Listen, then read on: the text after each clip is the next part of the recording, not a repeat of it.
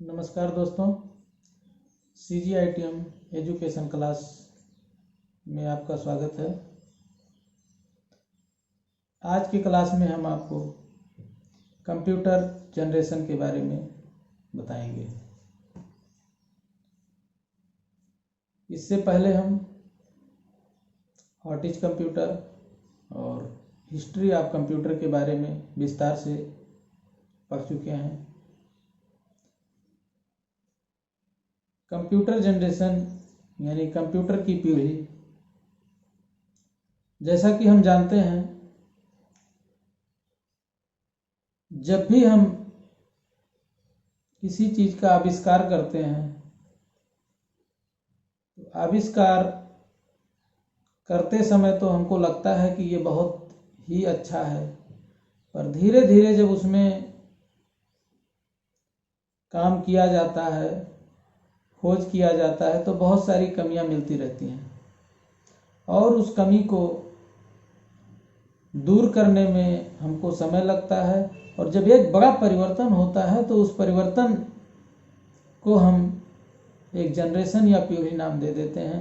कुछ उसी तरीके से हम कंप्यूटर में भी देखेंगे कि समय समय पर किस तरीके से परिवर्तन हुआ और कितना समय लगा कंप्यूटर को इस रूप में आने में। जैसा कि हम जानते हैं, वर्तमान समय में कंप्यूटर मनुष्य के जीवन में बहुत ही अहम भूमिका निभा रहा है, क्योंकि आज हर क्षेत्र में प्रत्येक काम के लिए कंप्यूटर का उपयोग किया जा रहा है। यदि किसी दिन कंप्यूटर में कोई प्रॉब्लम आ जाती है या सर्वर बंद हो जाता है तो सारा का सारा काम ठप हो जाता है। वर्तमान कंप्यूटर इलेक्ट्रॉनिक तकनीक पर आधारित है। इस इलेक्ट्रॉनिक तकनीक की शुरुआत 1946 में हुई थी, लेकिन कंप्यूटर का इतिहास काफी पुराना है। क्या आप जानते हैं कि हजारों वर्ष पूर्व गणना करने के लिए बनाया गया यंत्र अबैकस था, जिसका उपयोग आज भी स्कूलों में गणना के लिए किया जाता है।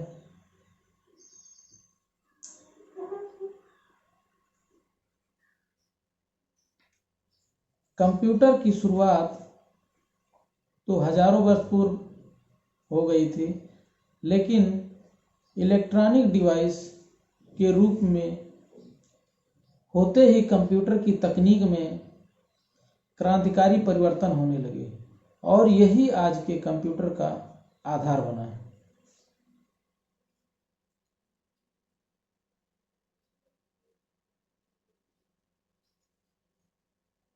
वर्तमान समय में कंप्यूटर तकनीक का विकास बहुत तेजी से हो रहा है। कंप्यूटर में हो रही इस बढ़ोतरी ने जटिल समस्याओं के समाधान को सुगम बना दिया है। आज कंप्यूटर से काम करना जितना आसान हुआ है, उतना ही आसान इसे एक जगह से दूसरी जगह ले जाना, क्योंकि आज के कंप्यूटर आकार में काफ़ी छोटे हो गए हैं, लेकिन इनकी गति और संग्रह क्षमता कई गुना ज़्यादा है। प्रथम कंप्यूटर इनेक से लेकर आज तक के कंप्यूटर में समय समय पर आवश्यकता के अनुसार काफ़ी परिवर्तन किए गए और एक नई डिवाइस तैयार की गई। कंप्यूटर के विकास के इस क्रम को 5 पीढ़ियों में वर्गीकृत किया गया है। हमारा जो प्रथम पीढ़ी स्टार्ट होता है वो 1946 से लेकर के 1956 तक चलता है। द्वितीय पीढ़ी हमारा 1956 से 64 तक। तृतीय पीढ़ी जो हमारा है वो हमारा 1964 से लेकर के 1971 तक और चतुर्थ पीढ़ी 1971 से 1985 तक, पंचम पीढ़ी 1985 से लेकर के आज तक। इन पांचों पीढ़ी के बारे में हम आगे विस्तार से चर्चा करेंगे। जैसा कि हम जानते हैं, हमारा प्रथम पीढ़ी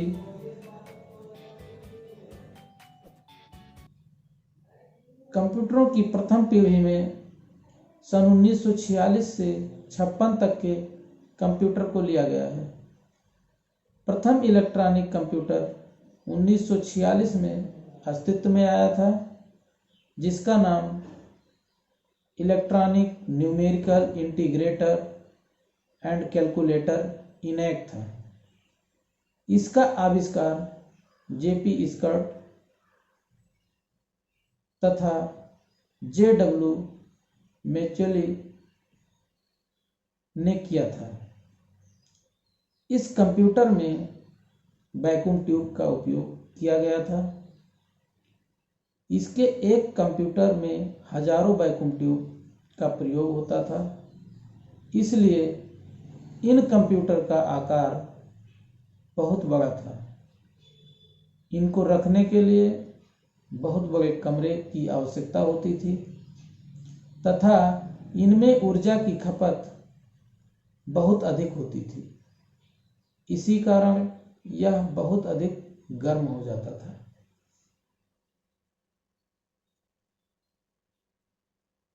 इसको बगैर एयर कंडीशनर के चलाना असंभव था।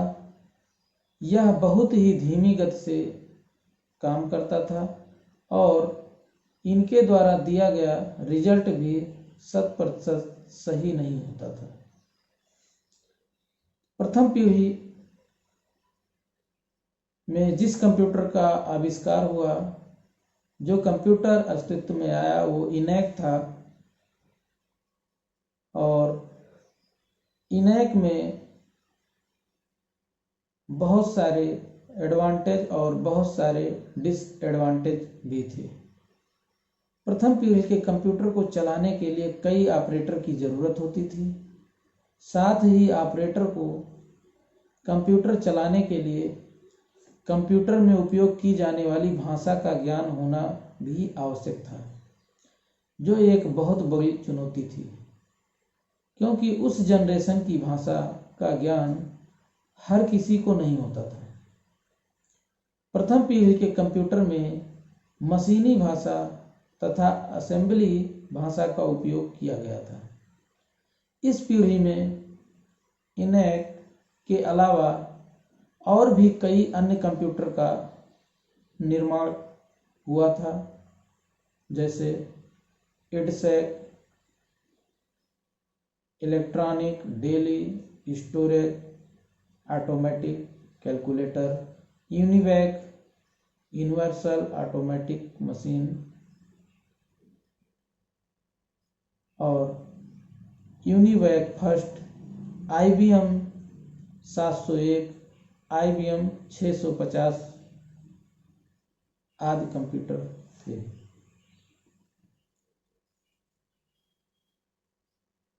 फर्स्ट जनरेशन के कंप्यूटर में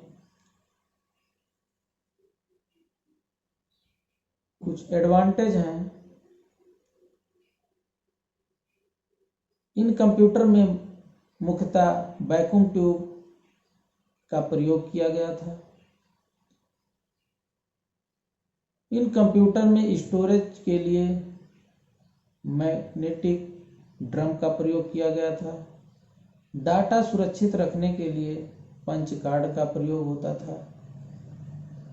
इस पीढ़ी के कंप्यूटर में मशीनी तथा असेंबली भाषा का प्रयोग करते थे, जहां सभी कमांड तथा डाटा 0 तथा 1 के फॉर्म में दिए जाते थे। इसमें डिसएडवांटेज भी थे, जिस कारण हमको इस पर दोबारा रिसर्च करने की जरूरत पड़ी। हमारे जो डिसएडवांटेज थे, जो कमी थी प्रथम पीढ़ी के कंप्यूटरों में, यह कंप्यूटर आकार में एक कमरे के बराबर के थे, यानी काफी बड़े थे। कंप्यूटर बहुत अधिक गर्मी भी छोड़ता था और इसकी गति बहुत धीमी थी। कार्य करने की स्पीड बहुत स्लो थी। यह कंप्यूटर बहुत ही नाजुक और कम विश्वसनीय थे, यानी जो भी गणना वगैरह करते थे वो 100% सही नहीं होता था। इन कंप्यूटर की गति वर्तमान कंप्यूटर की तुलना में बहुत कम थी। इस पीढ़ी के कंप्यूटर को चलाने के लिए एयर कंडीशनर का उपयोग करना परम आवश्यक था। ये कुछ डिसएडवांटेज प्रथम पीढ़ी के कंप्यूटर में थे, जिसको रिमूव करते हुए द्वितीय पीढ़ी में हमारे जो कंप्यूटर आए और द्वितीय पीढ़ी सन 1956 से 64 तक के बीच के को द्वितीय पीढ़ी नाम दिया गया।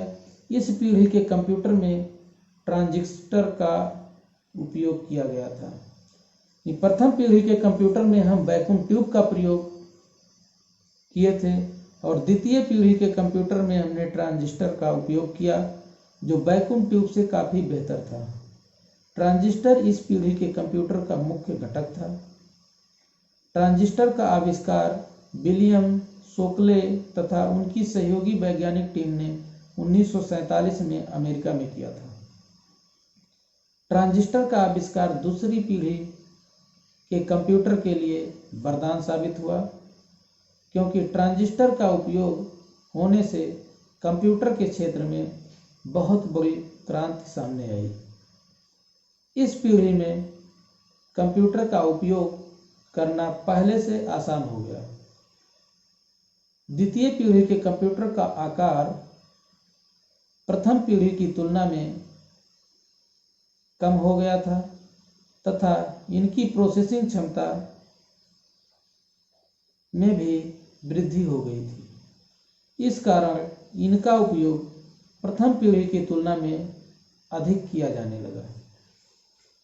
द्वितीय पीढ़ी के कंप्यूटर की सबसे बड़ी बात यह है कि इन कंप्यूटर को ऑपरेट करने के लिए 1 से 2 व्यक्ति पर्याप्त होते थे, लेकिन अभी भी ये कंप्यूटर आकार में काफ़ी बड़े थे और इनको एक स्थान से दूसरे स्थान पर ले जाना आसान नहीं था।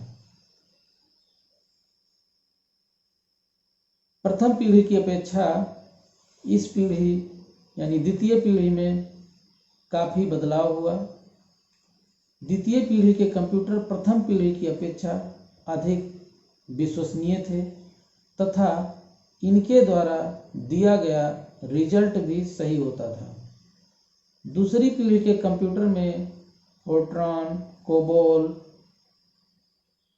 अल्गोल, स्नोबॉल जैसी उच्च स्तरीय भाषाओं का उपयोग किया गया था।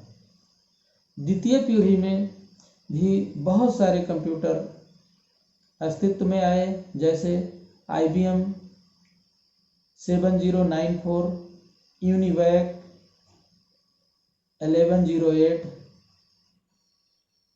हॉनीवेल 400, CDC 1604, CDC 3600। इस पीढ़ी में भी बहुत सारे कमियों को प्रथम पीढ़ी के दूर करते हुए बहुत सारे एडवांटेज हुए, लेकिन इसके साथ साथ बहुत सारे डिसएडवांटेज द्वितीय पीढ़ी में भी पाया गया। एडवांटेज की अगर हम बात करें,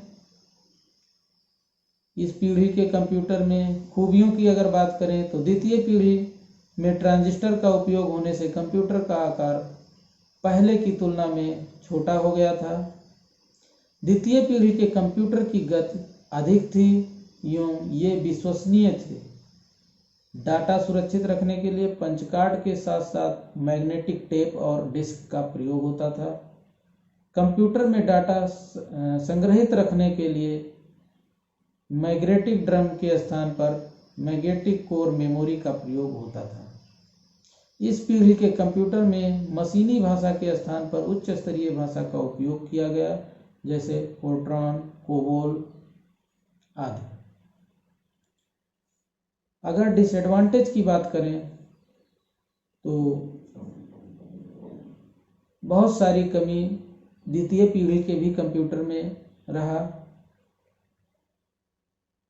जैसे यह कंप्यूटर साइज में बड़े होने के कारण इनको एक स्थान से हम दूसरे स्थान पर ले नहीं जा सकते थे। इन कंप्यूटर का रख रखाव काफ़ी कठिन था। इस कारण प्रत्येक यूजर इनका उपयोग नहीं कर पाता था। इन कंप्यूटर को चलाने के लिए उच्च स्तरीय प्रोग्रामिंग भाषाओं का ज्ञान हर किसी को नहीं होता था। इन कंप्यूटर को ठंडा रखने के लिए वातानुकूलित कमरे की ज़रूरत होती थी। ये कुछ डिसएडवांटेज यानी कमियां हैं, जिसको दूर करने के लिए तीसरे जनरेशन में कुछ कंप्यूटर का आविष्कार किया गया।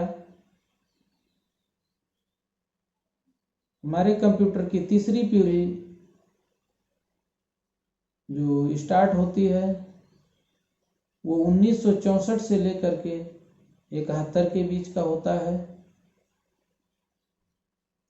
तीसरी पीढ़ी के आने से कंप्यूटर के क्षेत्र में काफ़ी विकास हुआ।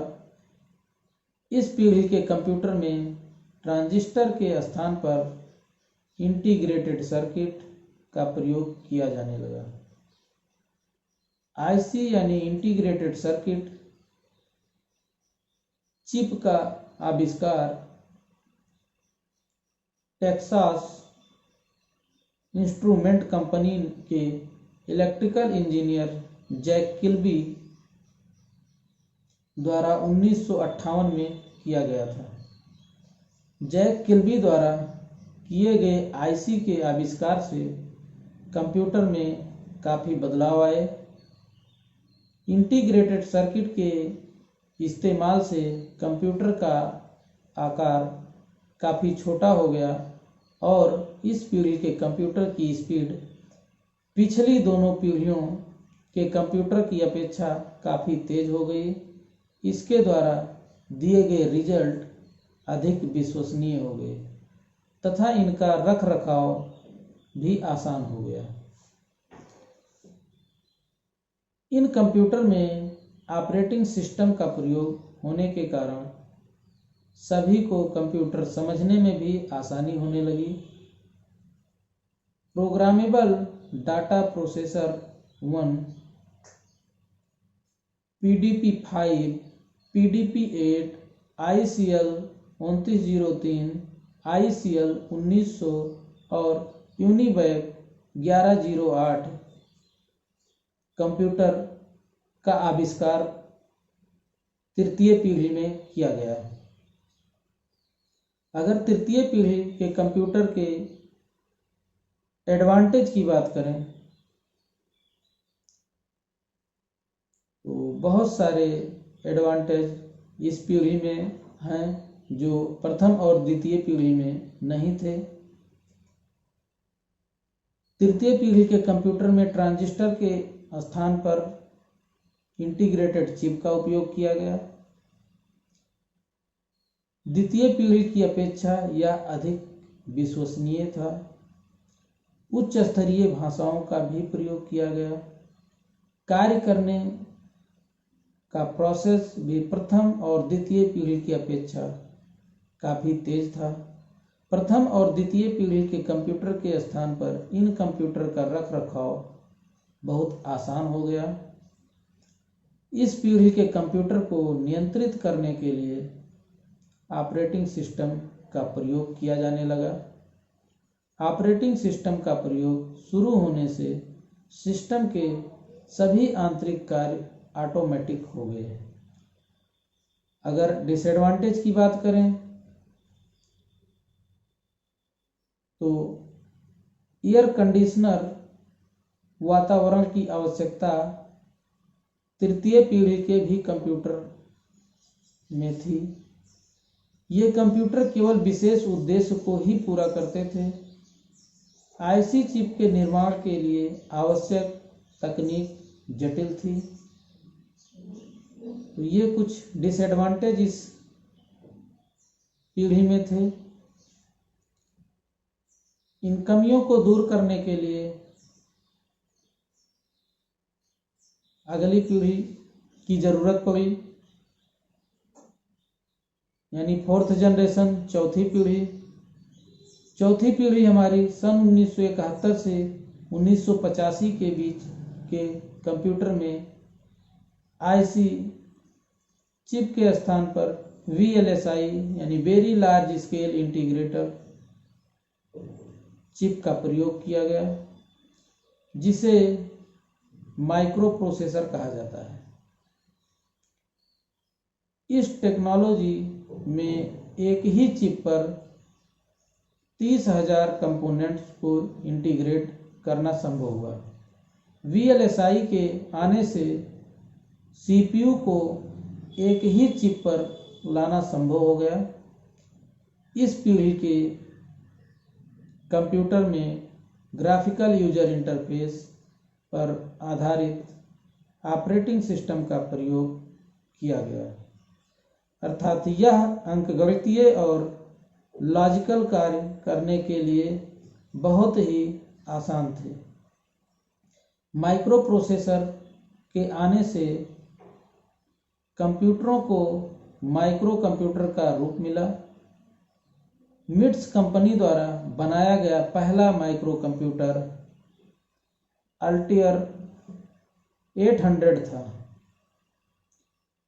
इन कंप्यूटरों को समझना बहुत ही आसान हो गया, इसीलिए इन कंप्यूटरों को यूजर फ्रेंडली कंप्यूटर भी कहा जाने लगा। आज भी हम माइक्रो प्रोसेसर कंप्यूटर का प्रयोग करते हैं। इन कंप्यूटर को नेटवर्क के द्वारा एक दूसरे से भी जोड़ा जा सकता है। अगर चतुर्थ पीढ़ी में हम बात करें तो इन कंप्यूटर का आकार बहुत ही छोटा होता है, अर्थात आप इस कंप्यूटर को एक टेबल पर रखकर भी कार्य कर सकते हैं। इसलिए यह कंप्यूटर पर्सनल कंप्यूटर के नाम से भी जाना जाता है। पहला पर्सनल कंप्यूटर IBM कंपनी ने विकसित किया था। इस पीढ़ी में माउस का प्रयोग शुरू होने से कंप्यूटर की प्रसिद्धि को एक क्रांतिकारी रूप मिला। चतुर्थ पीढ़ी में प्रोग्राम लिखने के लिए उच्च स्तरीय भाषा का प्रयोग किया गया, जैसे C++, जावा, विजुअल बेसिक आदि प्रोग्रामिंग लैंग्वेज का प्रयोग इस पीढ़ी में किया गया। अगर कंप्यूटर के आविष्कार की बात करें तो चतुर्थ पीढ़ी में हमारे बहुत सारे कंप्यूटर आए, जैसे IBM 4341, DEC 10, star 1000, ZX, spectrum, PDP 11, मैसेंटॉस, क्रे 1 और क्रे XMP ये सुपर कंप्यूटर हमारे थे, जिसका आविष्कार चतुर्थ पीढ़ी में किया गया। अगर इस पीढ़ी के एडवांटेज की बात करें तो बहुत सारे एडवांटेज इस पीढ़ी में हैं, जैसे इस पीढ़ी के कंप्यूटर में VLSI very large scale integrated chip का प्रयोग किया गया, जिससे कंप्यूटर का आकार बहुत ही छोटा हो गया। डाटा को सुरक्षित रखने के लिए मैग्नेटिक कोर के स्थान पर सेमीकंडक्टर मेमोरी का प्रयोग होने लगा। अगर डिसएडवांटेज की बात करें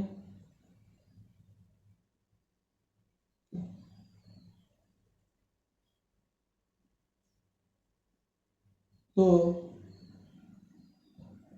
कई डिसएडवांटेज रिमूव हुए इस चतुर्थ पीढ़ी में, और कुछ ऐसी कमियां चतुर्थ पीढ़ी में भी बची रह गई, जैसे माइक्रो प्रोसेसर चिप के खराब होने की संभावना बहुत अधिक होती थी। नेटवर्क का विकास होने से संक्रमण संभावना होने लगी। इंटरनेट की आवश्यकता बढ़ गई। मल्टीमीडिया जैसे काम होने से अधिक मेमोरी की आवश्यकता हुई। तो बहुत सारी कमियां चतुर्थ पीढ़ी में दूर की गई। कुछ कमी जो रह गई उसको पांचवी पीढ़ी यानी जो हमारी वर्तमान पीढ़ी है,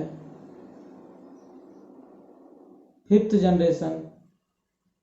जनरेशन की शुरुआत 1985 से हुई, जो कि आज भी जारी है। इस पीढ़ी के कंप्यूटर में कृत्रिम बुद्धिमत्ता यानी आर्टिफिशियल इंटेलिजेंस का प्रयोग कर इनको बुद्धिमान बनाने का प्रयोग किया जा रहा है, जिससे वॉइस रिकॉग्निशन एवं इमेज कंट्रोल का कार्य तीव्र गति से किया जा सके। इस पीढ़ी के कंप्यूटर में VLSI के स्थान पर ULSI यानी ultra large scale integrated circuit का प्रयोग किया गया।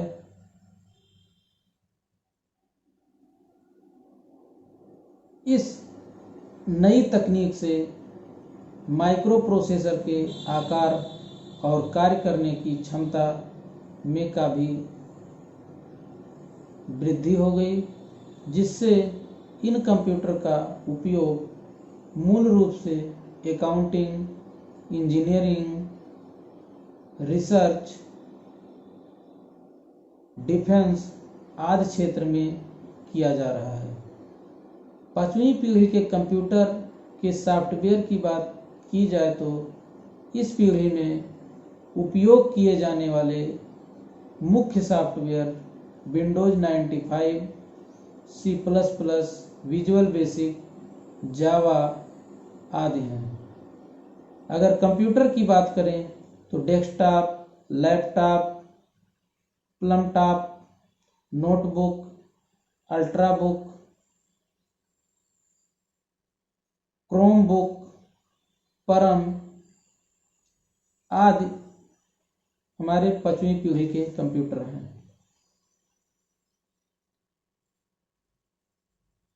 इस जनरेशन में एडवांटेज की अगर बात करें तो ये पांचवी पीढ़ी हमारा कंटिन्यू जारी है, और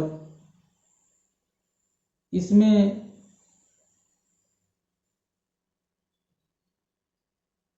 अगर एडवांटेज की बात करें तो यह इस कंप्यूटर का साइज बहुत छोटा होने के कारण इन्हें एक स्थान से दूसरे स्थान पर ले जाना बहुत ही आसान हो गया है।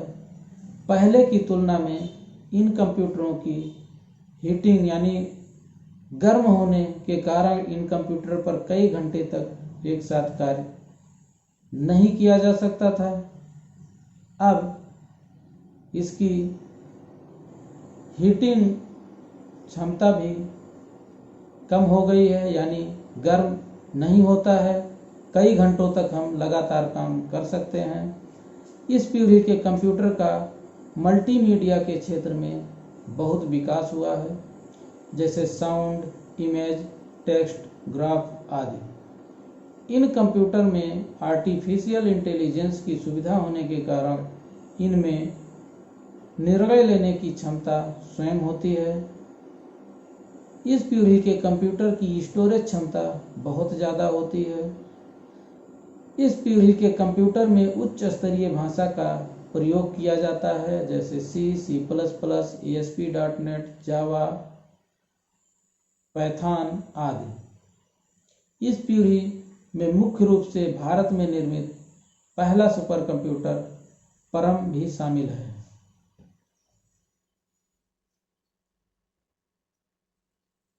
अगर डिसएडवांटेज की बात करें तो कुछ कमियां भी हैं इस पीढ़ी में, जिसको दूर करने के लिए लगातार प्रयास जारी है। ये कंप्यूटर मानव के मस्तिष्क को बहुत ही सुस्त एवं कमज़ोर बना देते हैं।